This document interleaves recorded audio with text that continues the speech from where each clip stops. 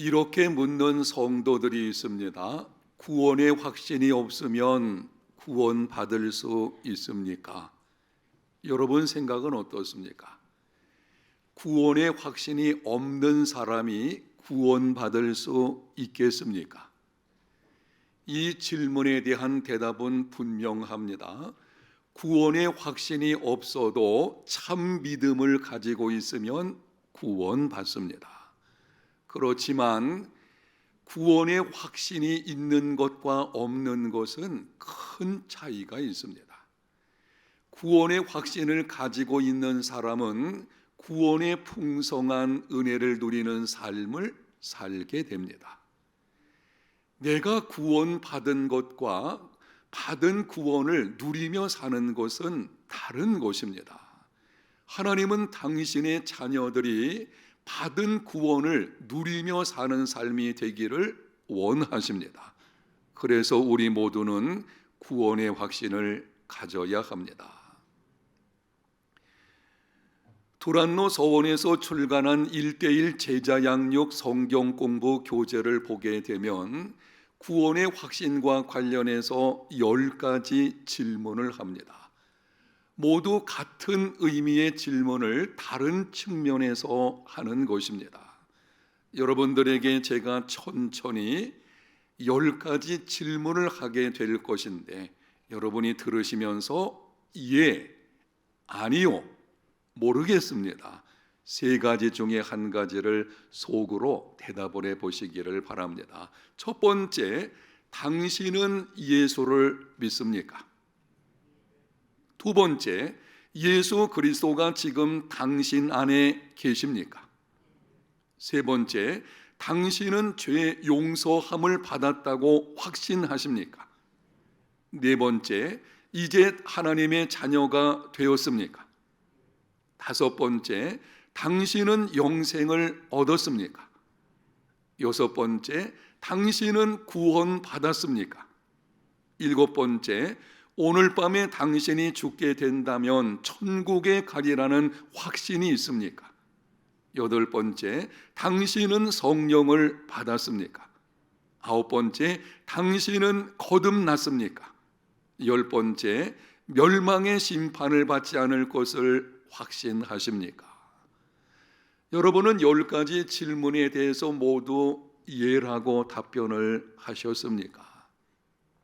혹시 여러분 가운데서 이 중에 몇 가지라도 아니요 라고 하든지 아니면 잘 모르겠습니다 라고 답변한 분들이 계시다면 예수 그리스도의 복음을 다시 들어야 합니다. 사실은 같은 의미의 질문이기 때문에 당신은 예수를 믿습니까? 라고 하는 것에 예 라고 했다면 나머지 9가지에 대해서도 예 라고 해야만 마땅한 것입니다. 그런데 우리는 왜 분명히 예수님을 믿는 것은 확실한데 다른 질문에 대해서는 글쎄요 잘 모르겠습니다 이렇게 하는 것은 복음이 무엇인지를 아직까지 정확하게 알지 못하기 때문입니다. 복음에 대해서 불확실한 분들이 계시다면 근본 기회에 우리 교회 제자 양육 과정 중에 복음에 관한 301 과정, 복음과 삶 여러분이 신청해서 들으시면 좋겠습니다. 10가지 질문들 가운데서 많은 성도들이 확신을 가지지 못하는 것 2가지가 있는데요. 다른 것에 대해서는 분명하게 나는 확신합니다. 그러면서도 이 2가지 질문에 대해서는 불분명한 태도를 보이는 경우들이 있습니다. 한 가지는 오늘 밤 당신이 죽게 된다면 천국에 가리라는 확신이 있습니까? 라고 하는 것이고 다른 질문은 당신은 거듭났습니까? 라는 것입니다. 왜 이 2가지 질문에 대해서 자신감이 없는 것인가요? 자기의 삶을 보니 천국 갈 자신이 없기 때문입니다. 내가 이렇게 죄와 더불어 살고 있는데 천국에 갈 수 있겠나? 내 삶을 보니 부끄러운 면이 있는데 거듭난 사람이라고 말할 수 있겠나? 여러분, 구원의 확신은 행위에 근거하는 것이 아닙니다. 여러분이 구원의 확신을 갖기 원하신다면 이 말씀을 잊지 마십시오. 구원의 확신은 나의 행위에 근거하는 것이 아닙니다. 예수님을 믿고 거듭난 증거 중 하나는 변화된 삶입니다. 예수님을 믿는 사람은 정도의 차이가 있을지라도 반드시 삶의 변화가 따라오게 됩니다. 어떤 사람이 예수님을 믿는다고 하는데 10년이 지나도록 예수님 믿기 전과 똑같은 모습으로 살고 삶의 변화가 있지 않다? 예수 믿지 않는 것이 거의 틀림없을 것입니다. 예수님을 구세주와 주님으로 영접하면 반드시 그 사람의 삶에는 변화가 찾아오게 됩니다. 행함이 없는 믿음은 죽은 믿음입니다. 그러나 행위는 구원의 결과이지 근거는 아닙니다. 내가 삶의 변화가 찾아오는 것은 내가 예수님을 믿음으로 구원받은 것에 대한 결과로 오는 것이지 그것이 구원의 근거는 아니거든요. 구원의 확신을 행위에 두지 마십시오. 구원의 확신은 감정에 근거하는 것도 아닙니다. 모든 사람에게는 감정이 있기 때문에 예수님을 알고 믿는 과정 속에 감정적인 반응이 따라오게 됩니다. 그런데 사람의 성격이나 삶의 배경에 따라 신앙의 감정적인 반응은 다릅니다. 어떤 사람은 예수님을 구세주와 주님으로 영접하는 순간 예수님을 인격적으로 만나는 그 체험을 통해서 큰 기쁨으로 넘치는 기쁨 가운데 있는 것을 보게 됩니다. 그런데 어떤 사람은 분명히 인격적으로 예수님을 만남에도 조용하고 차분한 기분을 느끼기도 합니다. 감정적인 반응은 서로 다릅니다. 그러므로 감정적인 체험을 하는 것은 필요하지만 감정이 구원의 확신의 근거는 아닙니다. 여러분의 감정에 구원의 확신을 두지 마십시오. 그럼 구원의 확신에 대한 근거는 무엇입니까? 영원히 변치 않는 하나님의 말씀입니다. 우리의 삶의 모습 변화가 심하죠. 오늘은 믿음으로 사는 것 같아도 내일은 또 흔들리는 것이 우리의 모습이지 않습니까? 우리의 감정의 기복은 얼마나 심한가요? 아침에는 기쁨으로 찬송했다가도 저녁에는 침체한 마음으로 살 때가 얼마나 많은지 모르겠지요. 그래서 이렇게 변화되는 것에 구원의 확신의 근거를 두게 되면 그 확신은 쉽게 흔들리게 됩니다. 어디에 두어야 합니까? 영원히 변치 않는 하나님의 말씀에 구원의 확신의 근거를 두어야 합니다. 오늘 우리가 읽은 본문 1절과 2절에 하나님께서 바울을 통해서 우리에게 분명하게 말씀을 하십니다. 그러므로 이제 그리스도 예수 안에 있는 자에게는 결코 정죄함이 없나니 이는 그리스도 예수 안에 있는 생명의 성령의 법이 죄와 사망의 법에서 너를 해방하였음이라. 그리스도 예수 안에 있는 자에게는 결코 정죄함이 없나니 이것이 전부입니다. 결코 정죄함이 없다라고 말씀을 하시면서 그 앞에 붙여놓은 말씀은 그리스도 예수 안에 있는 이것이 전부이고 다른 조건들이 붙어 있지를 않습니다. 선한 일을 힘쓰기만 하면 아니면 종교 행위에 열심히 노력을 하면 아니면 스스로 정결케 되기를 힘쓴다든지 이런 조건들이 붙어 있지를 않습니다.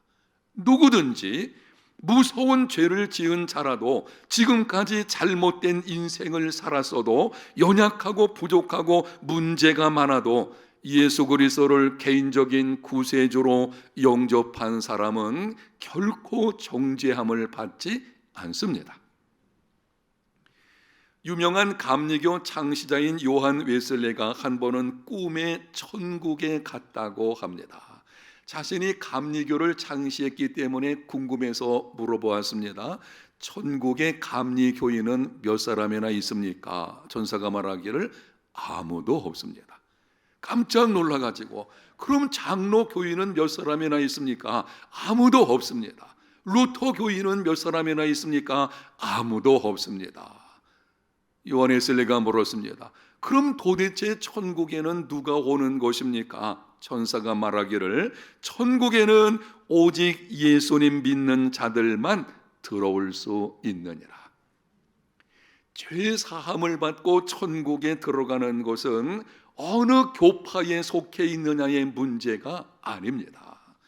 어떤 형식으로 예배를 드리느냐 거기 달린 것도 아닙니다. 구원에 관한 가장 중요한 문제는 예수 믿는 믿음을 가지고 있느냐 하는 것입니다.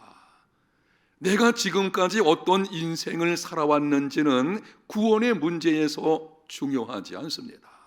잘못된 인생을 살아왔어도 새롭게 될 수 있습니다. 무서운 죄를 범하였어도 용서받을 수 있습니다. 상처로 인해 정신적인 고통 속에 살아왔어도 회복될 수 있습니다. 누구든지 예수 그리스도를 개인적인 구세주로 영접하기만 하면 결코 정죄함을 받지 않습니다. 정죄함을 받지 않는다는 것은 버림을 당하지 않는다는 것입니다. 예수 믿는 사람은 죄를 짓는다고 해도 그 죄로 인해서 하나님께 버림당하지 않습니다. 예수 믿는 사람은 혹시 주어진 삶 속에 죄가 있다고 할지라도 장차 하나님의 심판대 앞에서 정죄의 심판을 받지 않습니다. 예수 믿는 우리를 향해서 하나님께서 선포하셔서요, 너는 의로운 사람이라.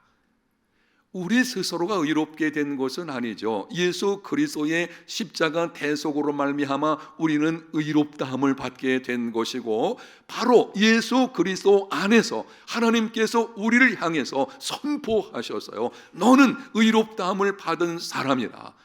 여러분, 하나님께서 의롭다 하시는데 누가 정죄할 수가 있겠습니까?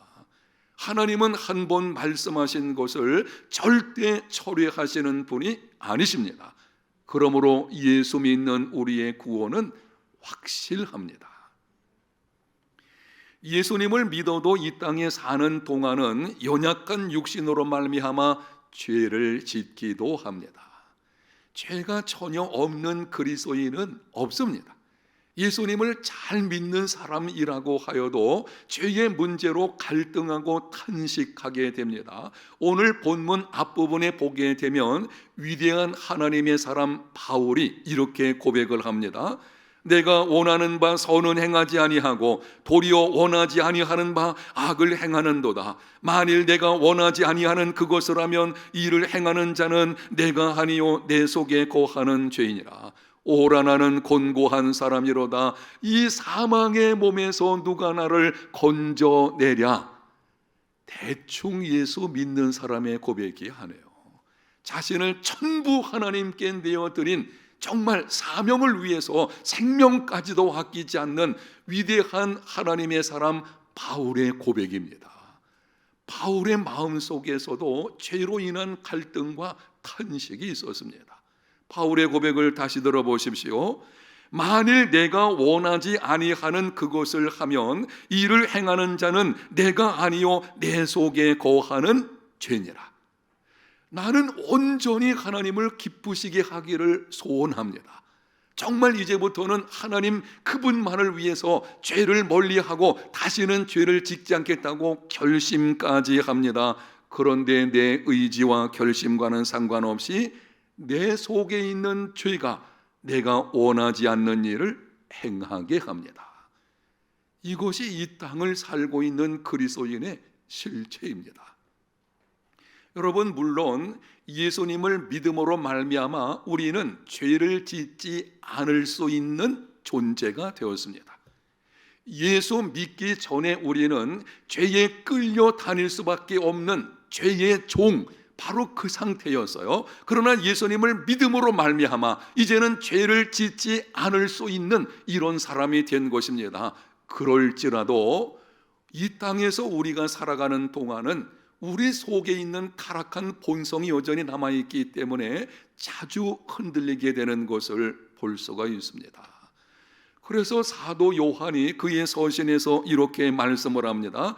만일 우리가 죄가 없다고 말하면 스스로 속이고 또 진리가 우리 속에 있지 아니할 것이요, 만일 우리가 범죄하지 아니하였다 하면 하나님을 거짓말하는 이로 만드는 것이니 또한 그의 말씀이 우리 속에 있지 아니하니라. 나는 죄가 없다 이렇게 말하는 사람은 스스로 속이는 사람이고 하나님을 거짓말장애로 만드는 사람이고 그 사람 속에는 진리의 말씀이 존재하지 않습니다. 사랑하는 성도 여러분, 그럼에도 불구하고 예수님을 믿은 후에 죄를 범하고 죄로 인해서 갈등하고 탄식한다고 하여도 예수님을 믿는 자에게는 결코 정죄함이 없습니다. 오늘 본문 마지막 부분에 이렇게 기록을 합니다. 내가 확신하노니 사망이나 생명이나 천사들이나 권세자들이나 현재 일이나 장래 일이나 능력이나 높음이나 기쁨이나 다른 어떤 피조물이라도 우리를 우리 주 그리스도 예수 안에 있는 하나님의 사랑에서 끊을 수 없느니라. 예수님을 믿는 사람도 넘어질 수 있습니다. 범죄할 수 있고 실패할 수 있습니다. 그러나 어떤 상황도 어떤 사람도 어떤 영적인 존재도 우리를 우리 주 그리스도 예수 안에 있는 하나님의 사랑에서 끊을 수 없습니다. 그래서 우리의 구원은 확실한 것입니다. 오해하지는 마십시오. 우리가 하나님을 사랑하기 때문에 그 사랑으로 우리의 구원이 확신한 것이 아니고, 우리의 사랑은 변할지라도 하나님께서 우리를 향하신 그 사랑은 결코 변하지 않고 어느 누구도 끊을 수가 없거든요. 사탄은 끊임없이 우리를 정죄합니다. 우리가 죄를 짓게 되면 사탄이 찾아와서 이렇게 말을 하게 되죠. 야, 네가 그러고도 하나님의 자녀라고 할 수 있냐? 너는 안 돼. 너같이 그렇게 자주 넘어지고 실패하고 자기 마음대로 살면서 무슨 네가 하나님의 일을 하겠다고 하느냐? 하나님은 너를 사랑하지 않아. 죄책감, 패배의식, 낮은 자존감, 자살 충동, 부정적인 생각 등을 계속해서 심어줍니다. 여러분, 그러나 우리가 죄를 지었을 때에 사탄이 찾아와서 어떤 말로 우리를 정죄한다고 하여도 오늘 본문에 하나님께서 우리에게 분명하게 말씀하십니다. 그러므로 이제 그리스도 예수 안에 있는 자에게는 결코 정죄함이 없느니라. 아멘. 사탄의 음성에 여러분의 귀를 기울이지를 마십시오. 여러분이 때로 연약함으로 인해서 범죄하고 넘어지게 될 때에 그때에 두 음성이 들려오게 될 것입니다. 사탄이 속삭이게 되죠. 너는 안 돼. 네가 무슨 하나님의 자녀라고, 너 그렇게 살아서 구원 받을 수 있겠나? 넌 받을 수 없어. 여기에 귀를 기울이지 마십시오. 그럼에도 하나님께서 우리에게 이렇게 말씀을 합니다. 예수 믿는 너는 이 죄로 인해서 정죄받지 않는다. 이 하나님의 음성을 붙들고 정죄의식이나 패배의식이 아닌 이제는 죄로부터의 자유와 용서의 기쁨을 누리는 삶이 되시기를 축복합니다. 세상의 어떤 상황도 어떤 사람들도 어떤 영적인 존재도 우리를 우리 주 그리스도 예수 안에 있는 하나님의 사랑에서 끊을 수 없다는 것, 이 분명한 사실을 알고 구원의 확신 가운데 거하는 믿음의 삶이 되시기를 바랍니다. 오해하지는 마십시오. 정죄함이 없다는 것은 예수님을 믿는 사람은 죄를 범해도 괜찮다는 것은 아닙니다. 이렇게 말하는 사람들이 있습니다. 예수 믿으면 예수님께서 단번에 죄를 해결하셨기 때문에 죄를 범해도 문제될 것이 없다. 이 구원파 이단에 속한 사람들이 이런 방식으로 얘기하는데요, 잘못된 것입니다. 너 예수 믿으면 과거와 현재와 미래의 모든 죄를 다 용서받았으니, 물론 그 말씀 자체는 맞아요. 그러니 내가 죄를 진다고 해도 아무 문제 될 것도 없어. 그 말은 틀린 것입니다. 하나님의 자녀들이 죄를 짓게 되면 하나님께서 그냥 내버려 두지 않으십니다. 예수 믿는 사람이 죄를 짓게 되면 심각한 결과가 찾아오게 되는데요, 마음의 평안이 사라지게 됩니다. 기도의 응답을 받지를 못하게 됩니다. 구원의 확신이 흔들리게 됩니다. 계속 그 가운데 있으면 영적인 침체가 찾아오게 됩니다. 계속 죄 가운데 머물러 있게 되면 하나님께서 징계하십니다. 그렇게 맞고 얻어맞아도 돌아보지 않으면 하나님께서는 장차 심판날에 그 영혼을 구원하시기 위해서 생명을 거두어 가시는 특별한 경우도 있는 것을 보게 됩니다. 여러분, 그런데 하나님의 징계와 정죄함 받는 것을 혼돈하지 마십시오. 하나님께 징계받는 것을 하나님께로부터 정죄받는 것으로 생각해서 심한 죄책감 속에 낙심하는 사람들이 있는 것을 보게 되는데요, 잘못된 것입니다. 하나님의 징계는 우리를 정죄하시는 것이 아니라 그분의 사랑의 표현입니다. 히브리서 12장 6절과 8절의 말씀, 주께서 그 사랑하시는 자를 징계하시고 그가 받아들이시는 아들마다 채찍질하심이라 하였으니 어찌 아버지가 징계하지 않는 아들이 있으리요. 징계는 다 받는 것이거늘 너희에게 없으면 사생자요 친아들이 아니니라. 하나님은 사랑하는 자에게 징계하십니다. 당신의 자녀들이기 때문에 그 자녀들이, 예수 믿는 우리들, 하나님의 자녀들이 잘못된 길로 가는 것을 내버려 두실 수 없거든요. 찾아오셔서 징계하심으로 돌이켜서 하나님께로 나오는 삶을 살게 만들어 가시는 것입니다. 자녀가 잘못된 길로 가고 있는데 아무런 대책을 세우지도 아니하고 그저 오냐 받아준다면 그 부모는 자녀를 망치게 하는 것입니다. 여러분, 자녀가 잘못된 길로 갈 때는 마땅히 회초리 들어야 되죠. 징계해야 되죠. 왜 그렇습니까? 바른 길로 돌아오게 해야 되죠. 그것이 진정한 사랑인 것입니다. 오늘날 학교에서 학생들 인권 문제가 많이 거론되죠. 그래서 학생 인권 중요합니다. 학생도 한 인격체이기 때문에 그들의 인권은 존중되어야 합니다.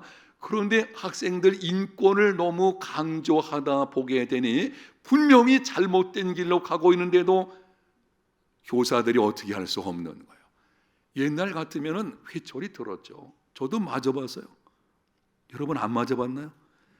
전혀 안 맞은 것처럼 그렇게 앉아 계셨는데, 옛날에 그랬잖아요. 선생님이 때릴 때에 그냥 맞았잖아요. 왜냐하면 바른 길로 가게 하려는 바로 그 스승의 마음이 아니겠습니까? 그냥 잘못된 길로 가는데 내버려 두는 것, 그거는 사랑이 아닌 것입니다. 이웃집에 있는 아이를 징계할 수 있나요? 아니죠. 왜? 내 아들이 아니거든요. 마찬가지인 것입니다. 하나님께서 우리를 사랑하시기 때문에 징계하시는 것입니다. 하나님의 징계를 받을 때에 불평하거나 낙심하지 마십시오. 잊지 마십시오. 징계는 정죄가 아닙니다. 징계는 사랑의 표현이고 정죄는 그 죄에 대해서 버림을 당하게 되는, 이것이 무서운 것이죠. 그리스도 예수 안에 있는 자에게는 결코 정죄함이 없습니다. 이쯤에서 우리는 중요한 질문을 하게 됩니다. 그리스도 예수 안에 있는 자, 곧 예수님을 개인적인 구세주로 영접한 사람들에게 결코 정죄함이 없다고 하니 어떻게 그럴 수 있겠나? 아니, 예수 믿고 나서도 그렇게 죄 가운데 거하기도 하는데 정죄함이 없다니 어떻게 그런 일이 있을 수가 있겠습니까? 그 이유를 본문 2절에서 4절까지 말씀을 합니다. 2절에서 4절까지 내용은 구체적인 것은 다음번 시간에 말씀을 드리게 될 것이고, 오늘은 이 말씀을 전체를 쉽게 정리해서 말씀을 드리게 될 것입니다. 주목해서 들어보십시오. 모든 사람이 죄를 범하였고 죄로 말미암아 정죄의 심판을 받게 되었습니다. 하나님께서 이러한 인간의 비참을 보시고 자기 아들을 죄 있는 육신의 모양으로 보내셨습니다. 십자가 죽음에 내어주심으로 우리의 모든 죄값을 담당시키셨습니다. 성령께서는 예수 그리스도께서 십자가에서 이루어 놓으신 그 구원을 우리에게 적용하심으로 죄와 사망의 법에서 해방시켜 주셨습니다. 그러므로 그리스도 예수 안에 있는 자에게는 결코 정죄함이 없습니다. 말씀드린 것을 여러분의 이해를 돕기 위해서 더 쉽게 드리면 이렇습니다. 우리가 죄로 인해서 당해야 하는 정죄를 예수님께서 십자가상에서 대신 당하신 것입니다.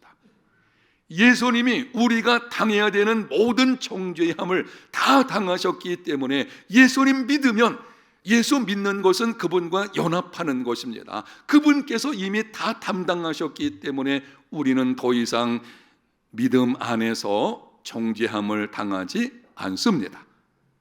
예수 믿는 믿음이 여러분 속에 있다면 구원의 확신 가운데 거하는 삶이 되시기를 바랍니다. 종교개혁자 마르틴 루터에 관해서 다음과 같은 이야기가 있습니다. 환상을 본 것인지 꿈을 꾼 것인지는 잘 모르겠습니다. 그런데 이런 일화가 있어서 여러분에게 소개를 합니다. 한 번은 사탄이 책 3권을 들고 루터를 찾아왔습니다. 그 책에는 루터가 어렸을 때부터 그때까지, 사탄이 찾아올 때까지 지었던 죄들이 빼곡히 기록이 되어져 있었습니다.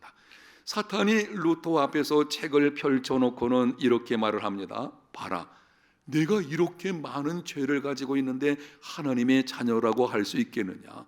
이 많은 죄를 가지고 있으면서 종교 개혁을 하겠다고 너는 한데, 네가 무슨 자격으로 종교 개혁을 하려고 하는 것이냐? 그냥 포기하라. 그때 루터는 조용히 책상으로 가서 펜을 들고는 붉은 잉크를 찍어서 한 장 한 장 페이지마다 이렇게 기록을 했습니다. 그 아들 예수의 피가 우리를 모든 죄에서 깨끗하게 하실 것이다. 그러자 사탄은 실망과 분노의 빛을 띠고 물러갔다고 합니다. 그 아들 예수의 피가 우리를 모든 죄에서 깨끗하게 하실 것이다. 무슨 말씀인가요? 나의 모든 죄는 예수 그리스도의 피로 말미암아 이미 용서받았고 또 용서받게 된다는 것입니다. 예수님을 믿음으로 말미암아 나는 죄사함과 구원의 확신이 있다는 것입니다. 바로 그 확신을 가지고 루터는 종교개혁을 이루어낸 것입니다. 사랑하는 성도 여러분, 죄사함과 구원에 대한 확신이 없으면 정죄의식과 패배의식에 사로잡히게 됩니다. 죄책감, 패배감, 여기에 잡히게 되면 세상 속에서 세상을 변화시킬 수가 없습니다. 세상을 이기는 사람, 세상 속에서 선한 영향력을 끼치는 믿음의 사람이 되려고 하면 죄사함과 구원의 확신이 있어야 합니다. 오늘 본문에서 분명하게 말씀합니다. 그러므로 이제 그리스도 예수 안에 있는 자에게는 결코 정죄함이 없다. 영상에 기록된 이 말씀을 우리 큰 목소리로 한번 같이 읽겠습니다. 그러므로 이제 그리스도 예수 안에 있는 자에게는 결코 정죄함이 없다. 아멘. 구원의 확신을 가지고 견고하여 흔들리지 않으며 세상을 이기는 믿음의 사람들, 우리 모두가 다 되시기를 예수님 이름으로 축복합니다. 하나님 감사합니다. 오늘 말씀을 통해서 그리스도 예수 안에 있는 자에게는 결코 정죄함이 없다는 복 있는 말씀을 듣게 하셨사오니 이 말씀 붙들고 구원의 확신 가운데 흔들리지 않으며 세상을 이기는 믿음의 사람들 다 되게 하여 주옵소서. 예수님 이름으로 기도합니다. 아멘.